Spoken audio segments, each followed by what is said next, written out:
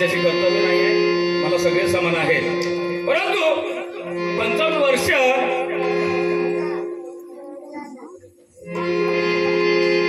जे वंदनगीत झालं त्या गीतासाठी अनिल कांबळे आमचे धम्मबंधू अनिल कांबळे यांच्याकडून 200 रुपयाचं धम्मदान आलेलं आहे. तरी निळीपाखरे कलामंच अत्यंत ऋणी आहे. धन्यवाद धन्यवाद धन्यवाद.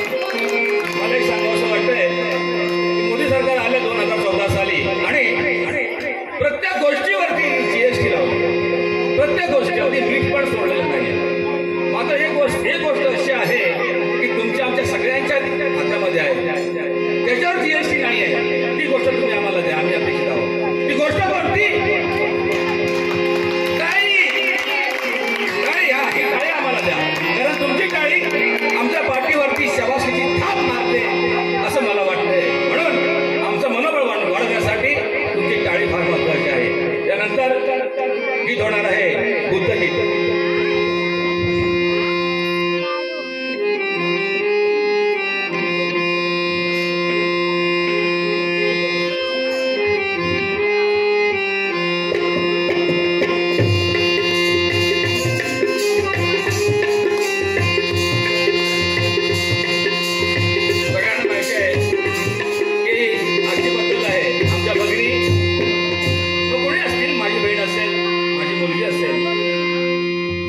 लग्न झालं की त्यांच्या घरी खुशखबर लागते आणि खुशखबर लागली की तिची आई तिला न्यायला माहेर येते.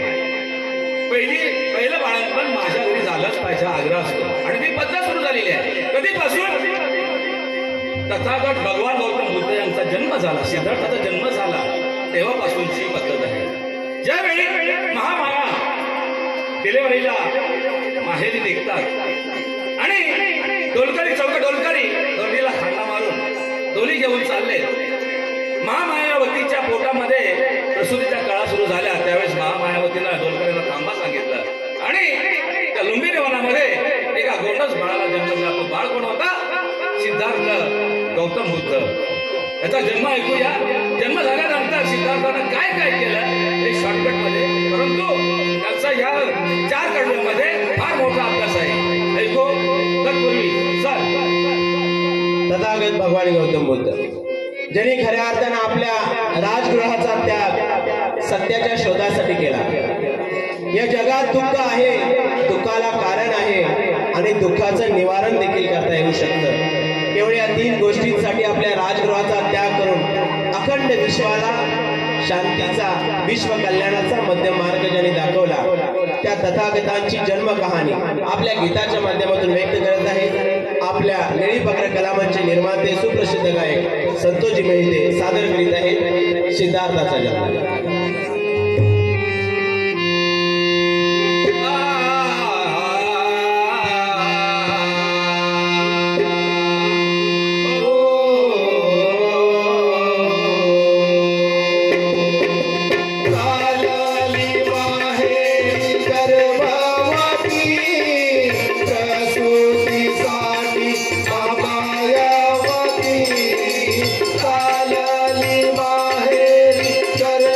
Bye.